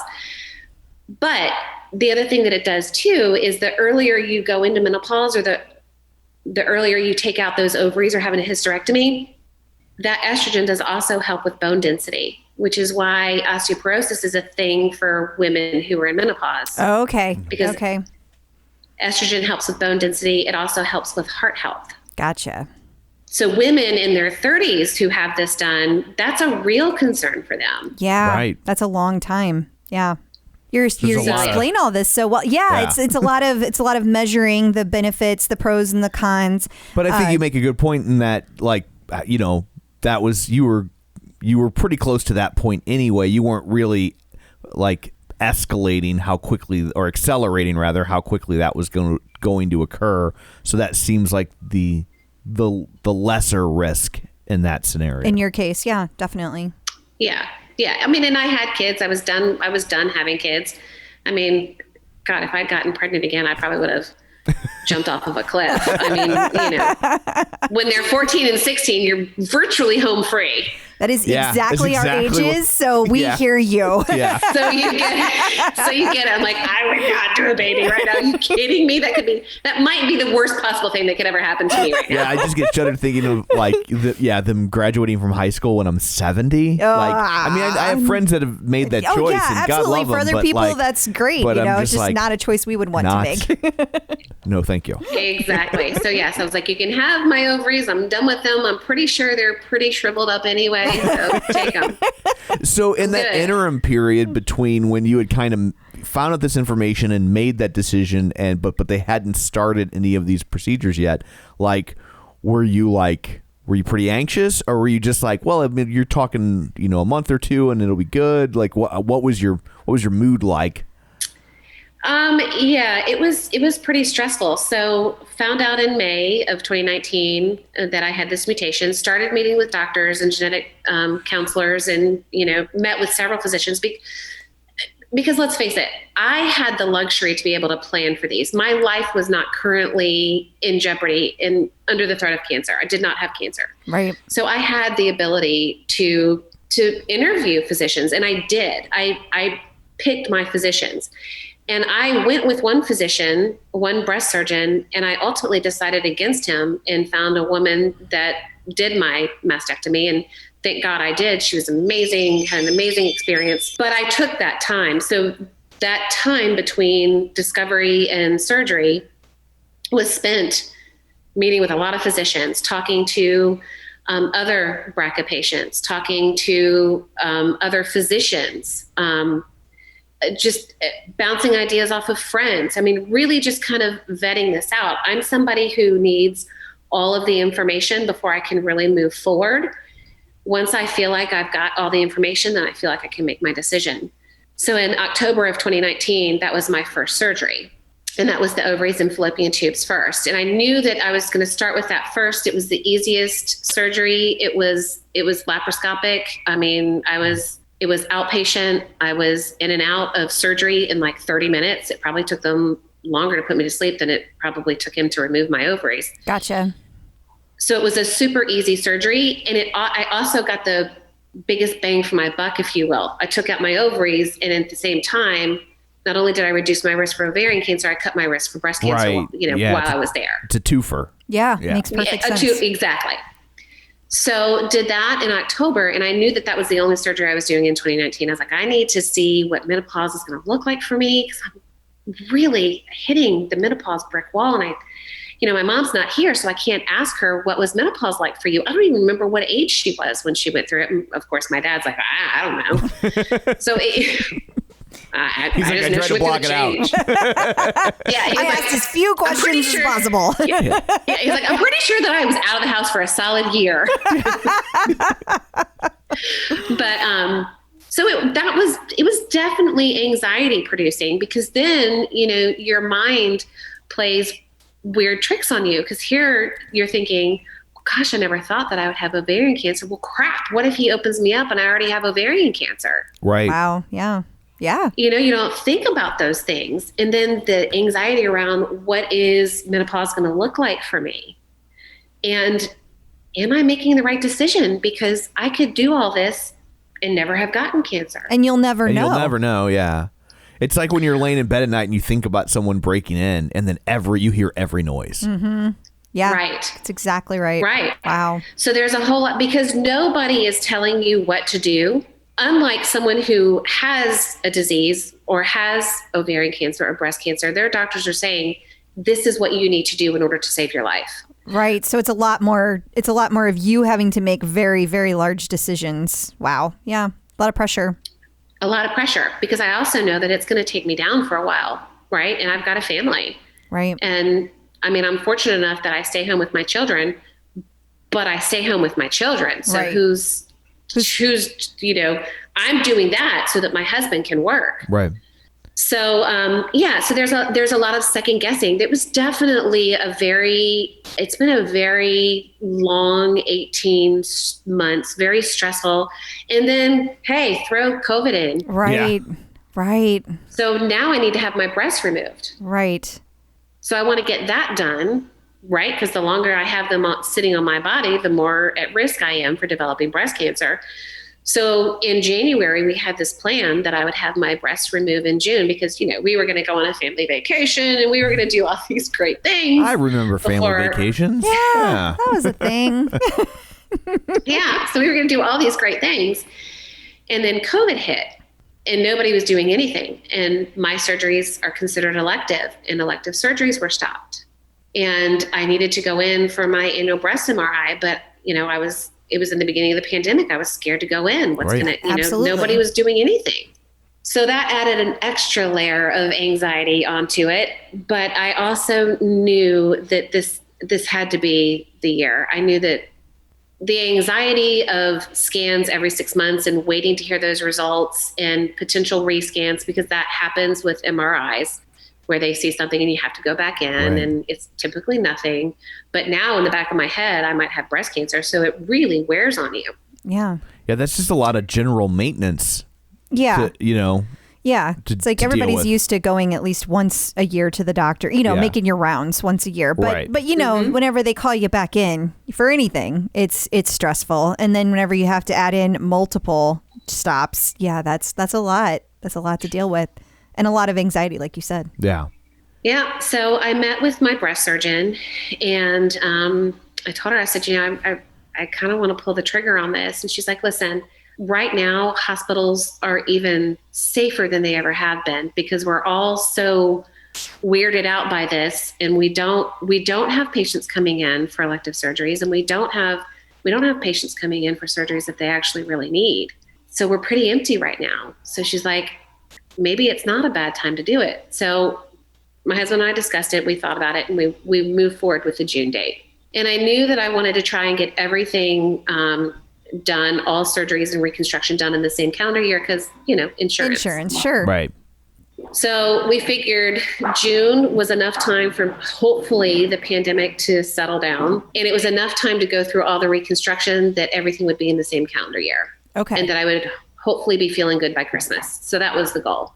So I went in the end of June for my double mastectomy, and they put expanders in, which are basically bags, if you will. They're these little bags the size of a breast implant, and they're empty when they put them in. And it's got a port like up here, and you can feel it through the skin. And that's how they insert the needle and fill it with saline to expand the skin. Okay. To get your skin ready for reconstruction. Gotcha. Had expanders for 4 months, and then had reconstruction October 2nd. Wow.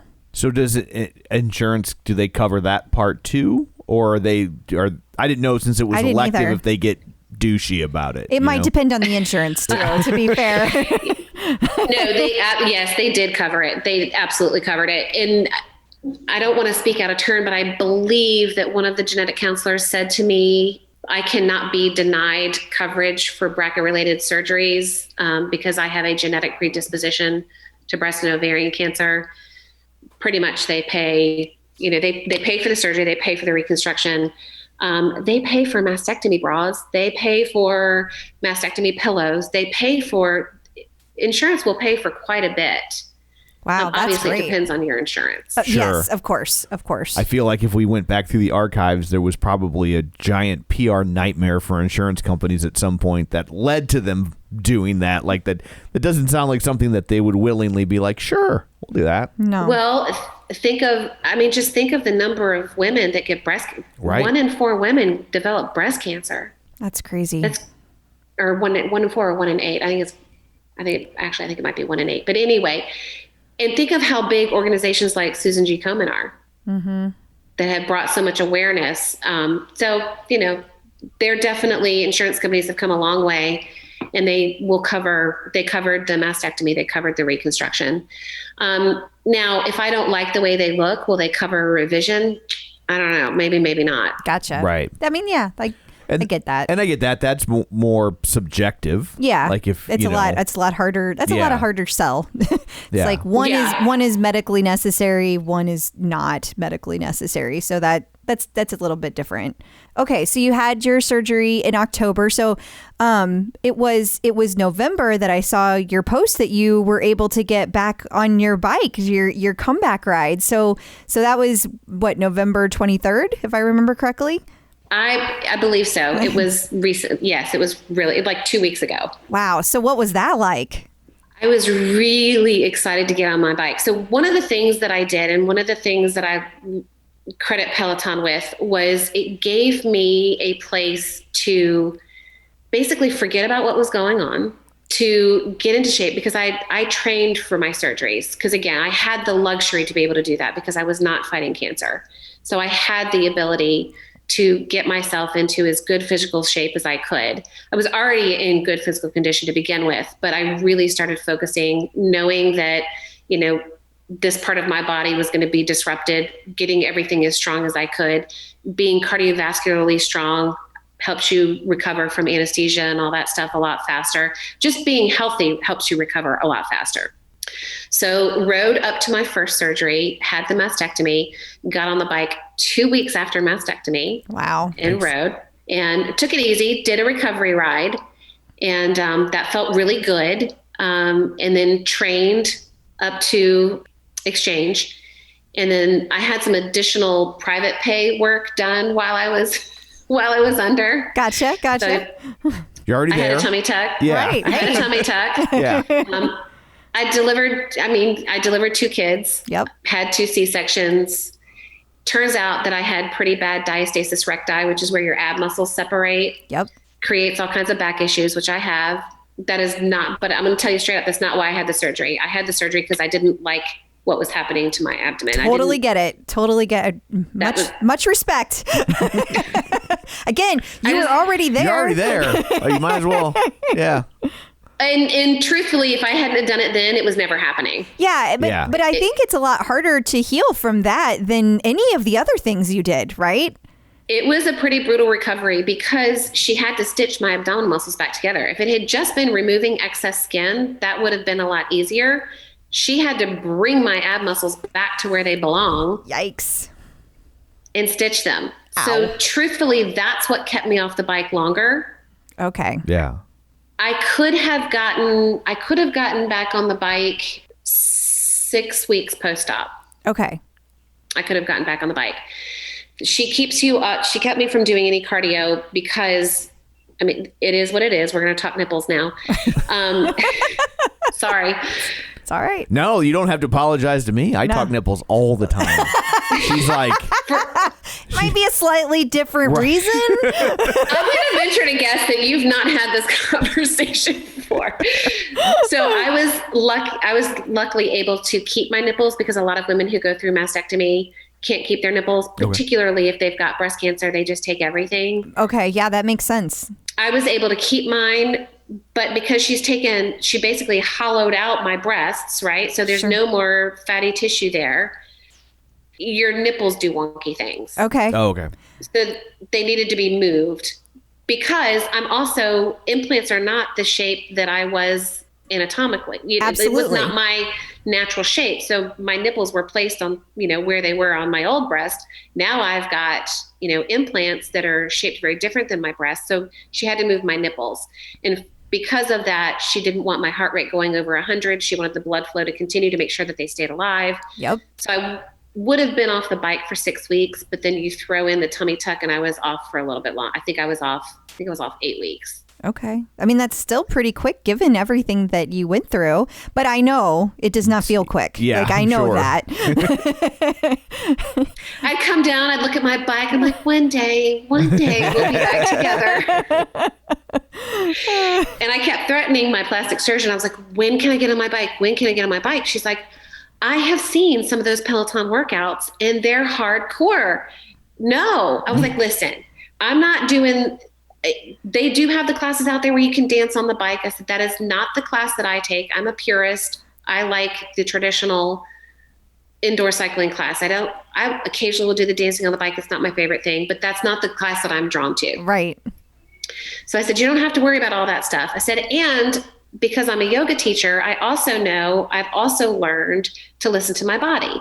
And I'm not going to get on my Peloton and do, a power zone workout. Because number one, it's going to suck because I'm not going to meet my numbers and I'm very numbers driven. And if I don't land a certain place in my output, I'm pissed. Right. So I'm not going to do that to myself. And number two, I'm smart enough to know that I need to start like I'm coming back from an injury. I know I need to be kind to my body and I'm not going to undo all of this recovery just because I want to get on my bike. That's stupid. Yeah. You need long-term thinking. Right. Yeah. So got on the bike. I did an easy ride. It felt good to move my legs. I hid all of the stuff. I hid all of anything I could hide. I hid. I hid leaderboards. I was like, I can't. Like for my own sanity, I can't. So hid everything I could hide and got on the bike and just was happy to have my heart rate up and break a sweat and move my legs again. And your abdomen stayed in one piece. That's so hey, good. that's always a bonus. Yeah. Everything stayed where it was supposed to. I would think that would take a while to feel like you could turn without wondering. You know what I mean? Like for sure. That would make. But I'm anxious just hearing that. Yeah. Yeah. So I'm not allowed to do any core work until after the first of the year. So no targeted abdominal exercises to give my muscles a chance to settle back into where they belong so that they don't move again. Oh, that makes sense. Yeah. Yeah. And I bet you even then it's going to be probably a little nerve wracking at first. Yeah. One would think. So I'm the girl who says, I know my plastic surgeon is probably sorry she ever met me, but when I had the expanders, and the expanders are pretty heavy, they're heavy, the material itself is heavy, and then they fill it with all that saline, and it's pretty heavy. And I asked her, I was like, listen, like I'm doing jumping jacks. Are these things going to like fall down to my knees? Like, is that a thing? Can that happen? She's like, Leslie, you're good. No, that's not going to happen. She's like, it's not my first day. Like this isn't new technology. We've got it under control. Yeah. Well, so when I asked her about ab exercises, I was like, are you sure it's safe to do sit-ups? She was like, yes, I'm not going to tell you to do sit-ups if you can't do sit-ups. Right. I'm like, but how do you know I'm not going to pop a stitch? She's like, because that's not a thing. I get you, though. I still say the same thing to my doctor. I don't think I'm ready to do sit-ups. I mean, I haven't had any surgeries or anything, but I'm just like, better err on the side of caution is where I land. Are you ready to get on the bike? No. I mean, what if something happens? What if I pop a stitch that I don't have? It's too big of a risk. Listen, it's okay that you're risk adverse. I get that. Don't encourage him. You hush. She's on my side. So is there anything you wish that you had known like before all this started? You went down this road, or do you feel like you've navigated it pretty effectively? You know, I feel like I have navigated it pretty effectively. I'm pretty damn proud of myself. I'm just going to say. But I'm also going to say that I have an amazing support network, and none of this could be done without my husband.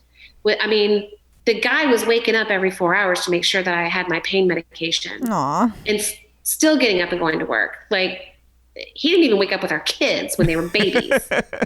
Well, he needs you to be okay so you can continue to take care of the kids in the house. Right.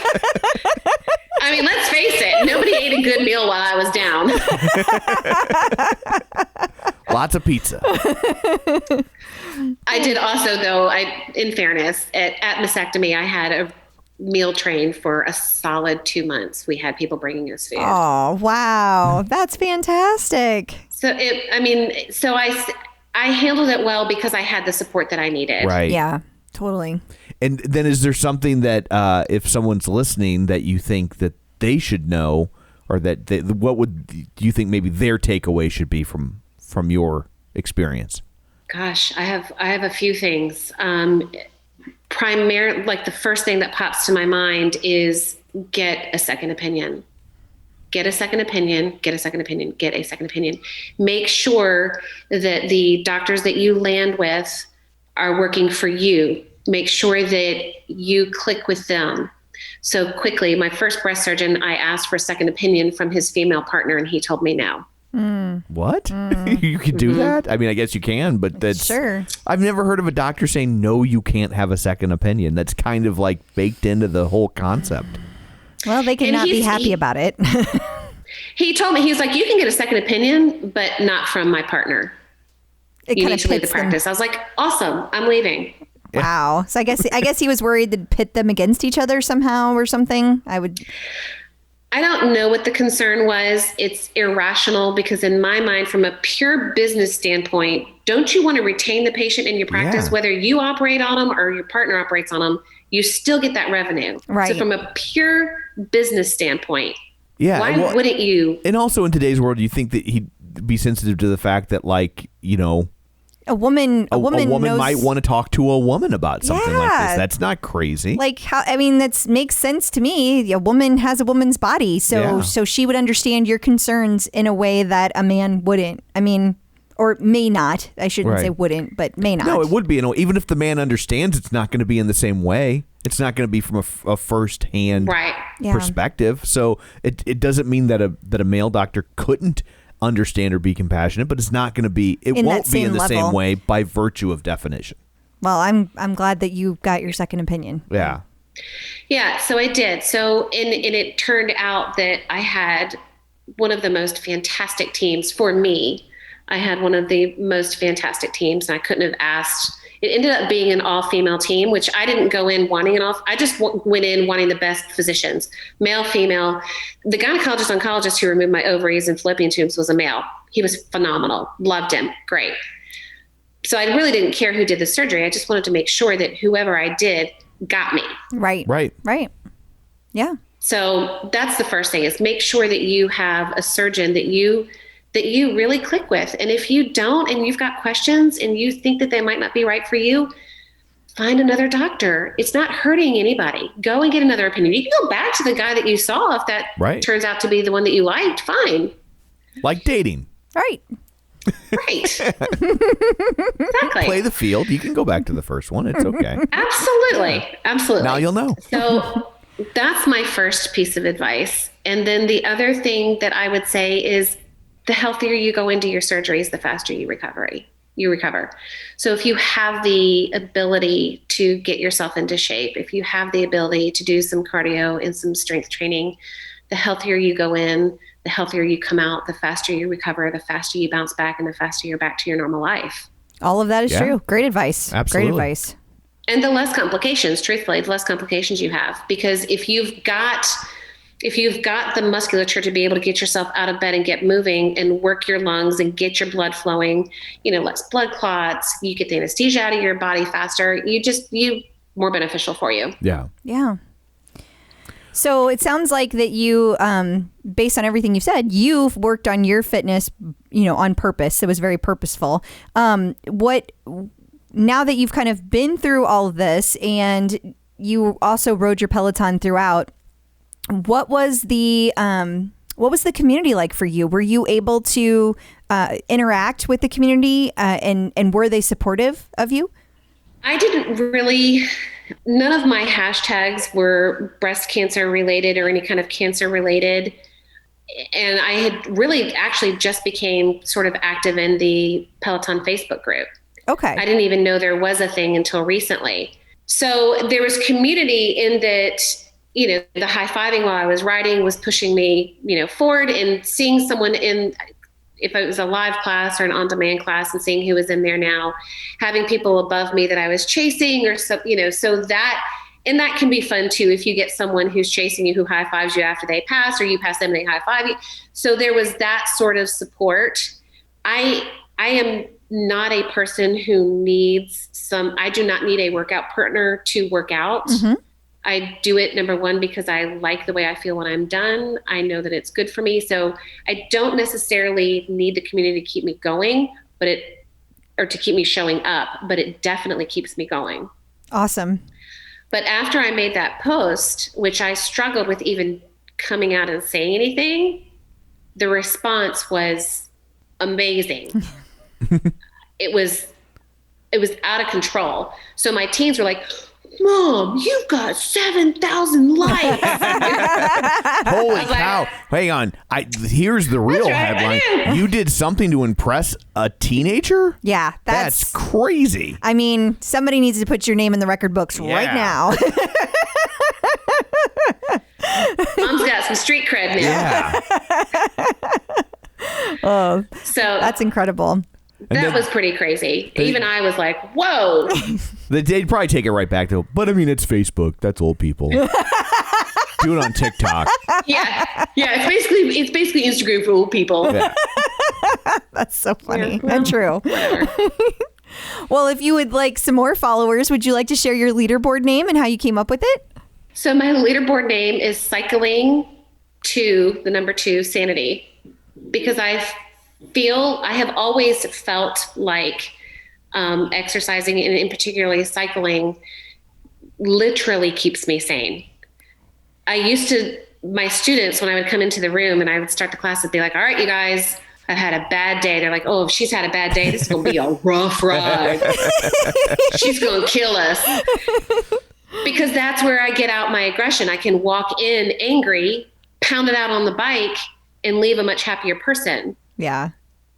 I like to say that my bike is sort of, your bike can tell you a lot about yourself, not just the numbers that it puts out, but when Cody tells you that you're getting ready to do 10 Tabatas, you're like, few choice words for him, right? You're like, oh my God, after a hill, now you want us to do some Tabatas? Are you kidding me?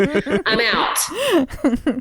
Right? Yeah. So what does that tell you about yourself? When you're faced with something challenging that you might not feel like you're up for the challenge, do you bail or do you gut it out? Yeah, you got it out. I bail. Oh, sorry. Yeah, you never got started. Yeah. So That was you bailed before. Yeah, you never got started. Exactly. So I feel like your bike can tell you a lot about yourself. Yeah. You know what I mean? You know when you're getting on and half-assing it. Absolutely. Absolutely. And for the record, that's okay too. Sometimes you need to do that. And people, absolutely, people sometimes beat themselves up for that. And that's okay. Half-assing it is better than what I do. Which is zero-assing it. Right. Yeah, no, you're absolutely right. Well, I just want to thank you for taking the time to share your story with us and spend some time. I'm sure that the community will like your story and be excited to follow you. Before we go, how can people find you on social media if you would like to be found? My Instagram page is open. So if you're interested in my journey, it's Leslie M. like Mary Crabtree. So Leslie M. Crabtree. And some folks from the Facebook page have found me on Instagram, and actually 3 women I've been able to help. Wow. That's so awesome. Cool. So that's so thank you for letting me come on here and giving me another platform to talk about it, to raise awareness, and to hopefully, if someone is going through the same sort of thing I am, know that there is a light at the end of the tunnel. It's a long tunnel, but there's a light at the end of the tunnel. Absolutely. I have no doubt that we will hear from people, or you will hear from people that have questions for you. I have zero doubt of that. So it's awesome of you to share your story and give that opportunity for people to ask you questions, because there's always people going through things you don't know. Totally. And they don't even know. Maybe there's somebody who's not even realizing yet that they're going to be going down this journey. They'll hear this and then it'll stick in the back of their mind, and however long from now, they'll be like, oh, yeah, I remember this. Or somebody that's at the very first step. They just got diagnosed, but they're like, oh, I don't know if I can handle all that. And they hear it and they're like, okay. That's what it looks like. That's Maybe doable. I can. Yeah, exactly. So thank you. You're welcome. I appreciate the opportunity. My story is on Instagram. It's down there, so you can see all my past stories. If anyone is interested in my journey, I did I want to say chronologically. Chronicle. Thank you. That's the word. See, I'm in menopause. I can't even think anymore. I did chronicle my journey on Instagram. So you can, if you go to my page, if you have the time or the desire, you can flip through them. And awesome. And we will be sharing your the links that you shared with me for the videos. Those videos, we'll upload those in the blog whenever this all goes live as well. So people have multiple ways to be able to interact. So thank you. Yep. Cool. Thank you so much for taking time to talk to us today. We really appreciate it. Yeah. You're welcome. I appreciate the ask. I appreciate the opportunity. And we're glad everything turned out okay. Yeah, absolutely. Yeah. That is most important. Thank you. And Me too. I hope you get to enjoy the holidays the way you had planned. I mean, close. Nobody's getting to doing the way they had planned. Within 2020 parameters. Okay. Within 20. Hey, listen, this could not have been a better year for me to have my surgeries, because guess what? I didn't miss a thing. Yeah, that's true. You did not. Not a thing. Nobody was doing anything. Everybody was sitting inside. Yeah. All right. Well, you have a good rest of your night. Thanks. You guys too. Thank you. Talk to you later. Bye-bye. Well, I guess that's it for this one. What, pray tell, do you have in store for people next week? We are going to have fun talking to Bob Tremore, who he is our Twitter friend who has all kinds of Peloton information that he has dug out of the mainframe somehow. Yeah, we've talked about him in the past about just he goes into the nether regions of the interwebs and finds out all sorts of interesting things. And it's all legal, everything he's doing. It's not hacking anything, but he knows how to read the code in a way that I can, like how I can read pop culture. And so he always has little interesting tidbits. So he's going to talk to us about tidbits and about just a little high-level insight in how he does what he does, and it'll be a good one. Definitely. So that's it for this one, I guess. Until next time, where can people find you? People can find me on Facebook. I totally lost my train of thought. I see that. People can find me on Facebook at facebook.com/Crystal D. O'Keefe. They can find me on Instagram, Twitter, the bike, and of course the tread at Clip Out Crystal. And you can find me on Twitter at Roger Kubert or on Facebook at facebook.com/Tom O'Keefe. You can find the show online, facebook.com/The Clip Out. While you're there, like the page, join the group. Don't forget our YouTube page, youtube.com/The Clip Out, where you can watch all of these shows in full video glory. And you can also sign up for our newsletter at theclipout.com, and wherever you're getting your podcast from, be sure and subscribe so you never miss an episode. So that's it for this one. Thanks for tuning in. Until next time, keep running. And pedaling. I tricked you. You did. Clip in, set yourself